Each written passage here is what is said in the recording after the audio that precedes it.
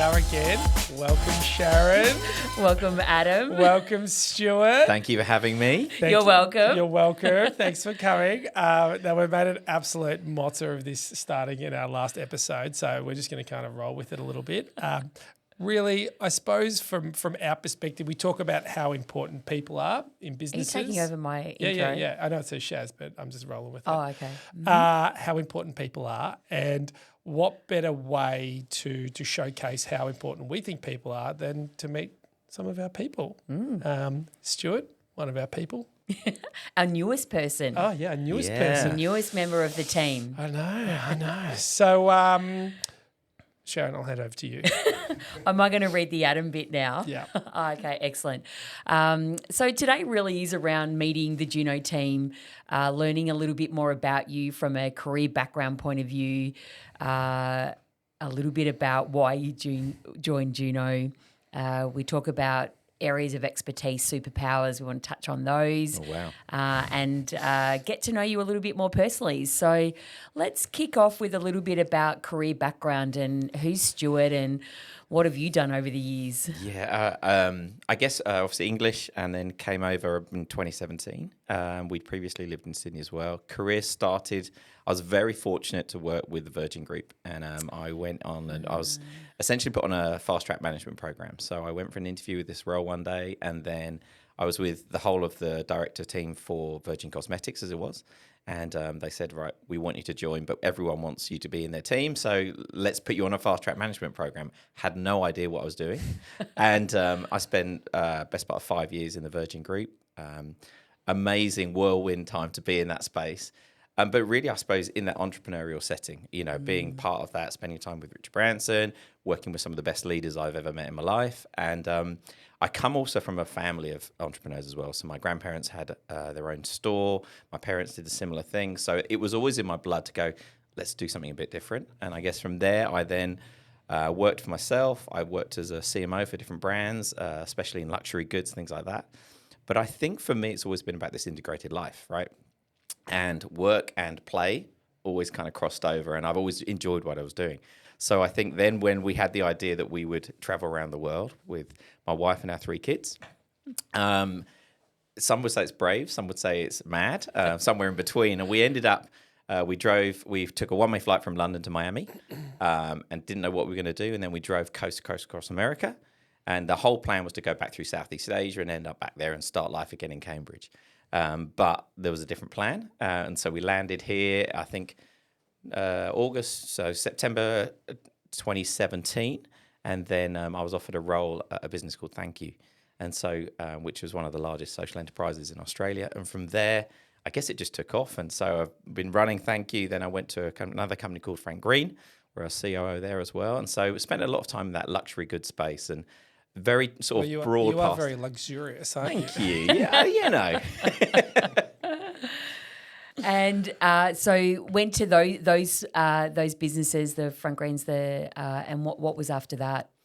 So from there, then I went to another business called Ferrea, which is a beauty business. Spent quite a lot of time in that beauty world, obviously with Virgin first of all, and then another business called Temple Spa in the UK. And so knew that space really well and really comfortable, but was there sort of 3 or 4 years as well. And then I went back into another luxury goods space, which was a homewares brand as well. So, and then I joined here. Which probably leads us to why Juno? Segue. And I've had this conversation and shared it with Adam a couple of times. I read an advert and I wasn't necessarily looking. Was it a great advert? It was a brilliantly worded advert. I don't know who did it, but Who knows? Who knows? We'll never find out, or maybe we'll know. And but I think it was one of those moments that resonated. And I think, well, that's why I talk about that integrated life, that I don't separate work and life. And it's that piece of, is a flow to that. And I think for me, I read this advert and it's like, I never thought about being a consultant. It's a terrible word that we all dislike. But it wasn't. It was more than that. It's about getting alongside people. It's about walking that journey. I know we don't like the journey word either, but we use it. But it's doing that, and it's doing life together. And we do that in a business format. But if you look at the relationships we have outside of that, and what I read in that advert was that it's way beyond this separation between this is my business and this is my life. You'll never get to see the two together. We work with entrepreneurs. We work with people who are setting up their own businesses. They're putting their blood and sweat into it. And having been there, run my own businesses, you feel that pain and you feel the joy in equal measure. And I just felt like, this was really interesting. And then when I met you both, it was so not what I expected. And there was a joy to that. There was a fun to that. There was an excitement and maybe another chapter that I never considered. I think before you think about consultants in grey suits, right? We are as far away from that as you could possibly be. And I think that's what I loved straight away. And I went back to Kaz and my wife, and she just said, how was it? And I said, I loved it. I really liked them as people. And that's the first thing for me that's so important. I want to work with people I like, Yeah, and I think we talk about that often around with our own clients. We talk about how important people are, and getting that right is so critical in the growth path of a business.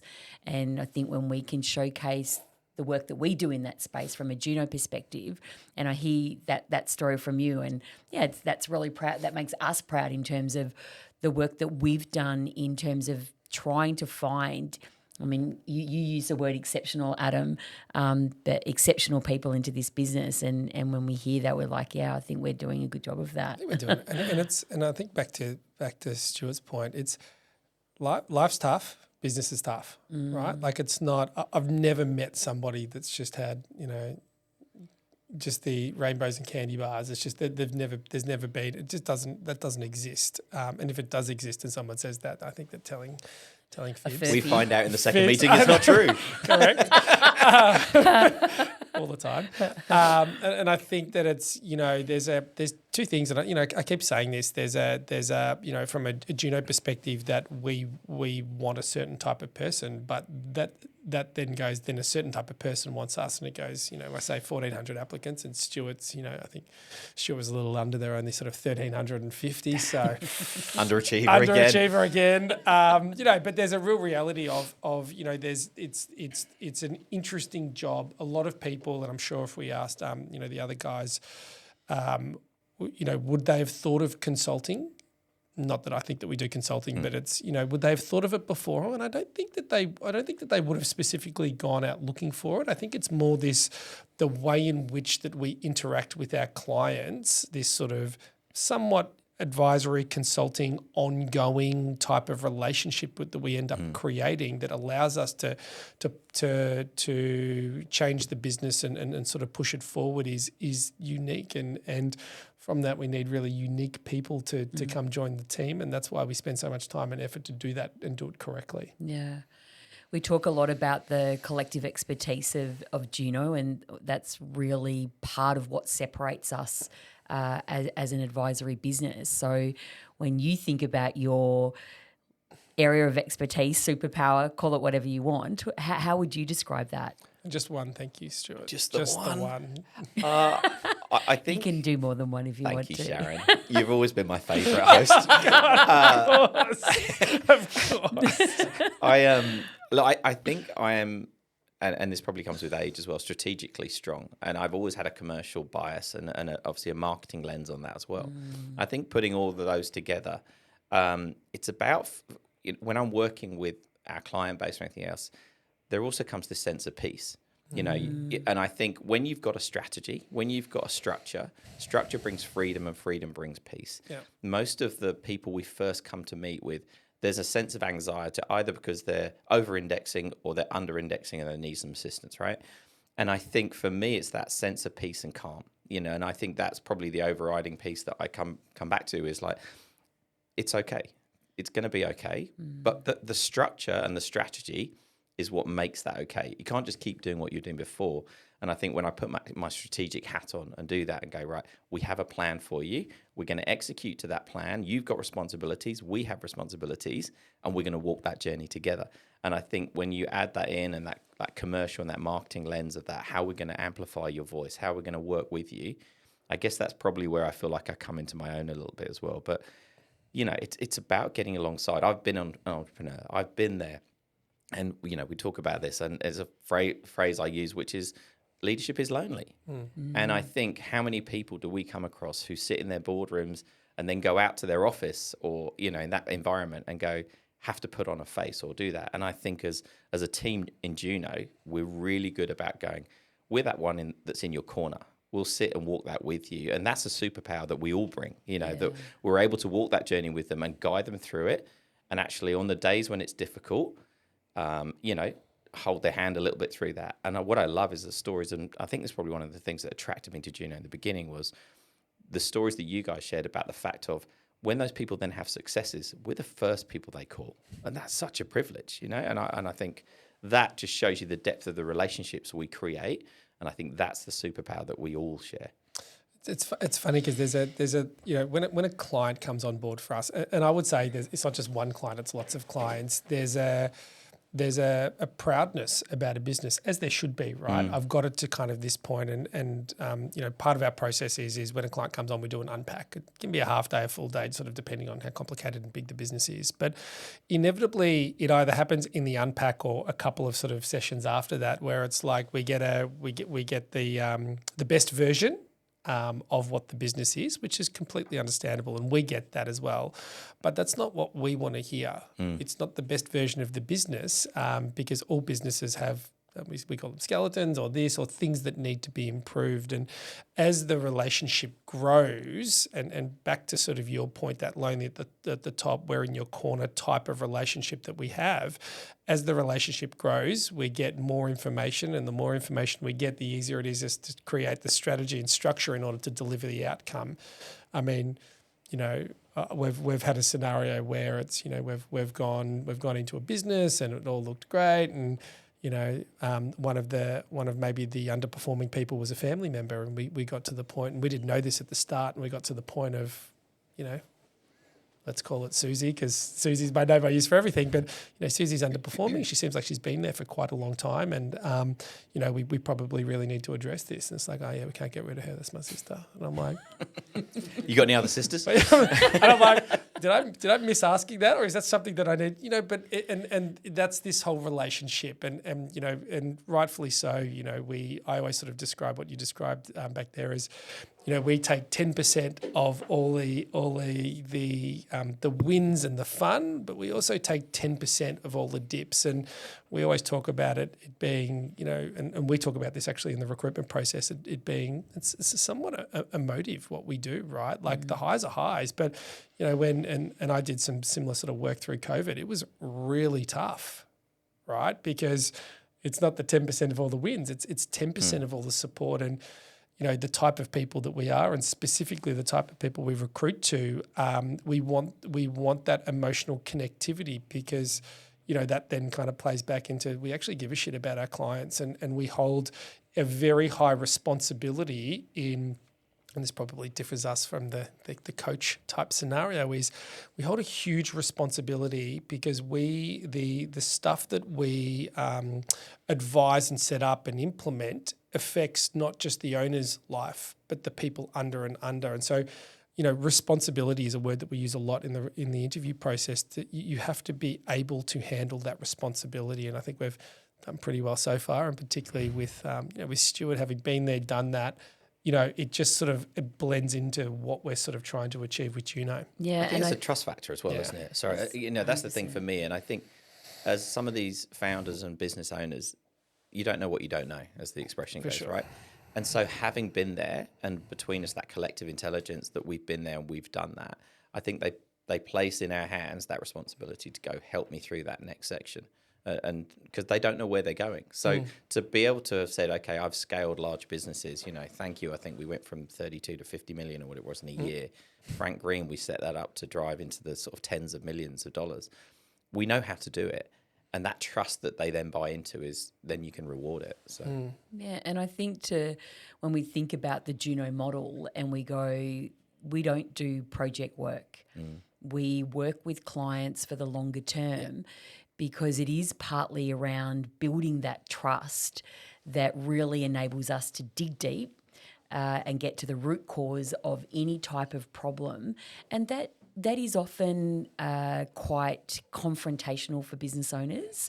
So it takes the time to build the trust for them to really open up that sort of, I guess, that door for us to come on through and really be able to engage and help. And I think that, to your point before, we talk about, we really get involved in the businesses that we work for. And I was with a client just recently, a relatively new client, and getting really excited about sort of setting up the plan and what could be achieved. And I started talking about when we do this. And he goes, and I could see the look on his face, and he's going, we, and I go, oh yeah. I go, because I feel like it's my business now too. Yeah. And he loved that. He's just like, I feel like you're really in this with me. Yeah. And I'm like, I want nothing more than to see your business achieve what it is that you're setting out to do. And I'm going to do everything I can to help you get there. And you could just see the look on his face where he goes, wow, like, wow. And I think when we talk about the types of people we want to get into the business, that's the type of person that we want to get in. And when I hear your story, I've heard it before, right? I sit there and I go, wow, I want to work with you too. Me too. Yeah, me too. So give us a bit of a flavour of you personally. Tell us something about yourself that you're willing to share. I think, like all of us, we come from really strong families. You know, we've talked about that a lot, and that's probably one of our major motivations. I have a beautiful wife, Kaz, 3 very grown-up children now. They're 22, 19 and 17. Got it right. And, you know, our journey is such that we've lived on multiple continents, and they're crazy enough to follow dad and husband wherever he says this is a good idea to go. And I think in the end, that's the stability. You know, life comes from that nucleus that we have there. I think for me personally, bit of a sports nut, as you know. So coaching soccer, qualified tennis coach as well. You know, love our golf and had a golf business in the past. So all of that goes to, you know, just this outdoor, enjoying the environment we're in. And, you know, we've moved to the most beautiful country in the world and we're just loving that space. So I think for us, our family, and we're coming to that next season, which is taking some getting used to. Our eldest has just moved out. He's now living in the city, so it's not too far away, but it's a very different thing. And we're watching that for the 2 girls now as well, one finishing year 12. And we just, for Kaz and I, it's that sense of the next season. And I find those things both daunting and also this wonderful opportunity, what that's going to look like. And so, yeah, we'll see what that season holds, but we're definitely changing, that's for sure. I love it. So when we think about your background and why you joined Juno, I want to talk a little bit about drawing that into it to a client and challenges that you've faced with a client, how you've solved that and what an outcome has been. So give us a bit of a picture about what that looks like. Yeah, I think probably it comes back to that structure piece, right? I think within the clients that we're currently working with and those kind of things. So I think my history is such that I know that structure doesn't, we talked before, it brings a freedom in terms of what you're doing. That allows you to focus on what you're doing. And in the end, if you've got the structure right, that should lead to a revenue. And revenue can cover up a multiple of sins, right? And so for me, I'm always wary of what that looks like. So we can have some businesses with great revenue. Actually, their processes, their structures are all wrong. And need improving for it to be a properly profitable business and give choices.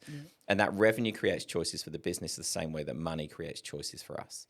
And so focusing that, if we look at some of those clients we're now coming into, they've had good businesses. How do they get to the next level? How do we grow them? You don't know what you don't know. And it's about putting those structures in for growth. I think we're really good as a Juno team about going, yes, what you've done builds you to here. But that's a plateau point. And actually, we now need to maybe break a few things to rebuild them, or, you know, in those circumstances, actually just focus on what that structure looks like to get to your end goal. And I think so many of them are maybe unaware until we prompt those questions. What are you doing this for? And I've started my own business, and then 5, 10, 12 years down the track, it's like, what am I doing this for? Yeah, I started my own business so I can have flexibility, and I'm like, oh yeah. You work 7 days a week. Correct. And that's the point, right? So I think with that, for me, is the thing about that. Working with those clients is to give them that freedom, those choices back. Yeah. This integrated life. We all talk about our families as the most important thing. One of the things about Juno for working here is what that allows for me. We need to do that for our clients as well. It's like, get back to the reason you have a business. You didn't have a business so you're tied to a desk, right? You had a business that could bring you other choices, and what are we going to do and how do we facilitate that? And I mean, you hear us, we all talk about this, about exiting the business owner out operationally from the business. Yeah. I mean, really there's the only way you can do that is to create a really strong operational team underneath them to deliver, or a C-suite or whatever that may look like. But when you, from your experience and your stories, the importance of that team and everyone asked me, so there's this question that always comes back. They go, oh, you implement and embed. And they go, but how? What does that actually mean? Like they're a bit buzzwordy, but what does that actually mean? And I sort of always start off by going, the identification of what the business needs is one thing, and the understanding of what the owner does. And we've seen this a couple of times, which is where businesses have been purchased, and the person that purchases the business, once they get the business in and then the owner leaves, they go, well, the owner's doing 3 jobs. I've got to recruit 3 new people, and all that profit that I was going to get with the business, I've got to employ 3 more people. And we always have a bit of a chuckle in the background and go, well, that's one of those things that these business owners, they're doing so much and they're doing so many different things that when you start to build out a senior leadership team to take on some of those things, there's a lot of things to take on. So, I obviously know the clients that you're working with, but give us a bit of an example of, and one I'm thinking of specifically, of the business owner doing so many different things, and there's some chaos to that, and that's part of the reason why that business has got to where it is, because it's been sort of hustling and made it. But now is at a point, there's a thought process to go, well, hang on a minute, I don't really want, I don't want to be operating like this. My next stage. Yeah, and I think that hustle is super important. Correct. Right? There's a level to that. I've been there. That first step, whatever it is. You don't want to put value on it, but let's say it's 0 to 2 million, right? You can do those things and you manage them to a degree. Yep. But that same structure and those same hustle will not get you to 5 or 10 million. Correct. And that's the bit where we break it and we go, we actually need to reinforce that. And what do you love? What do you love doing? I've been fortunate to work with a number of brands where they've kind of been in that space, and you fund it really well. And you find out what you're really good at and what you really enjoy. And then when you do it again, you go, I'm going to outsource that. Yeah. And I think for a lot of these people we're working with, it's like, don't do that. It's the worst use of your time. This is the best use of your time. And there's a really interesting study about the 5%, right? What is your 5%? And we talked about this, 85% is replicable, 10% can be trained, but there's 5% that only you can do. And I think business owners have to look at that 5%, stop doing the things that everyone else can do, and let's get you to focus on the 5% that makes a real difference, because it's incremental, that difference. And I think in those situations, we're now going, okay, let's put resource in here, and it will fund itself, because you're getting skill sets that are better than yours. Yeah. Because you are limiting your business, whether you realize it or not. And that's a harsh reality sometimes for all of us. Sometimes we haven't always had that choice because the revenues weren't there. Our first step has often been, we're going to stabilize or increase those revenues and give you that choice.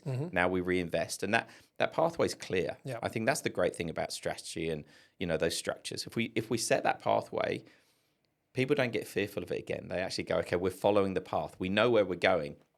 Even if it's like, okay, you've got a facility, you're going to borrow against that facility. It's a controlled environment where people, and that removes fear. So visibility removes the fear, gives the confidence we're on the path, we're on the track, we know what we're doing. And to your point, I think with those clients especially, it's like, okay, you need to step away from that, because this person is actually skilled, better, and will grow your business for you. Yeah, I think as part of the Juno process, when we do that unpack, and we like to do that visually so people can start to see it. And there's been a couple of examples where we've done that of the founder or the owner's role, and we put it up on a whiteboard, and they look at it and they just go, oh my God, like, is that all of what I'm doing? And we're like, yeah, that's all of what you're doing, and that's actually not practical, nor is it going to get your business where you want it to be. Yeah.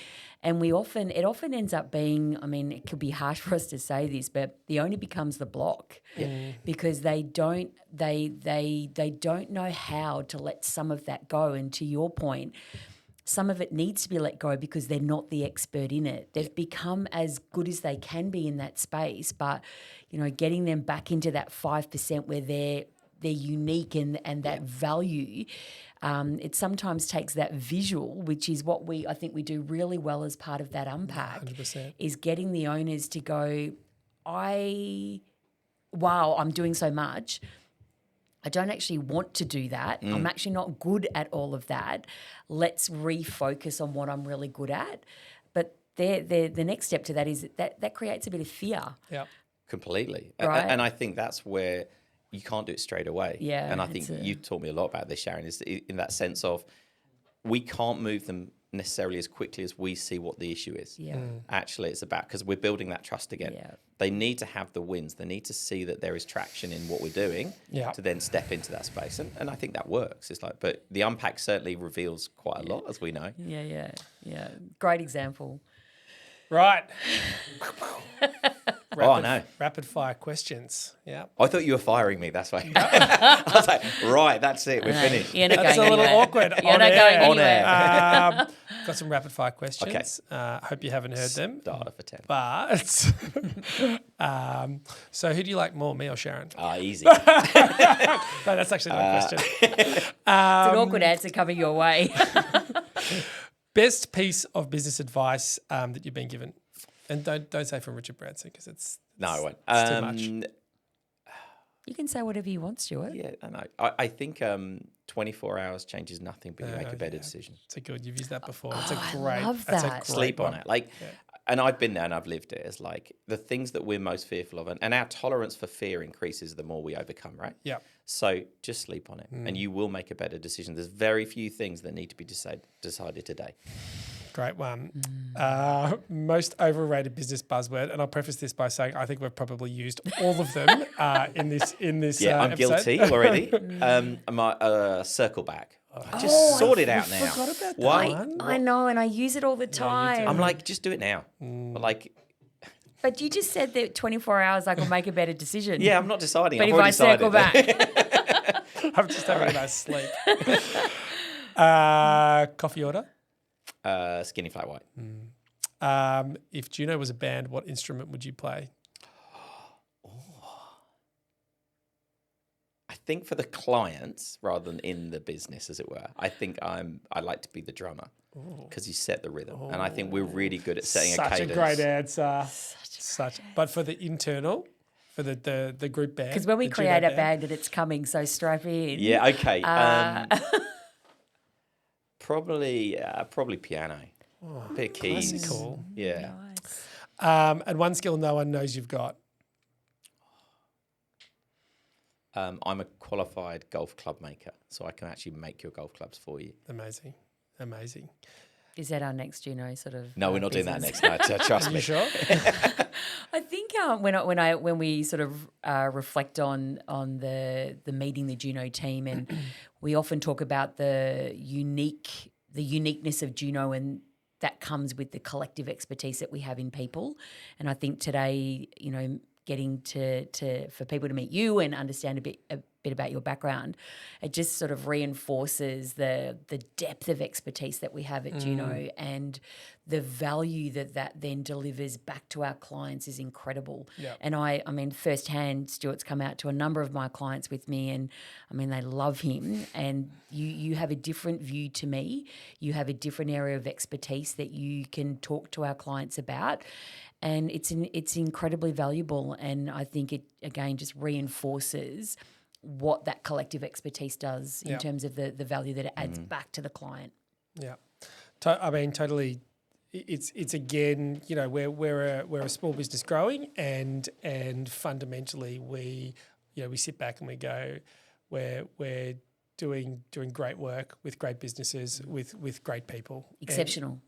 Exceptional. Exceptional people. So we'll wrap that up. Thank you, Stuart. Thank you both. Enjoyed that. Thank Thanks, you, Stuart. Sharon. Thanks, And we have to have a little high five. And go. That's it. Thank you.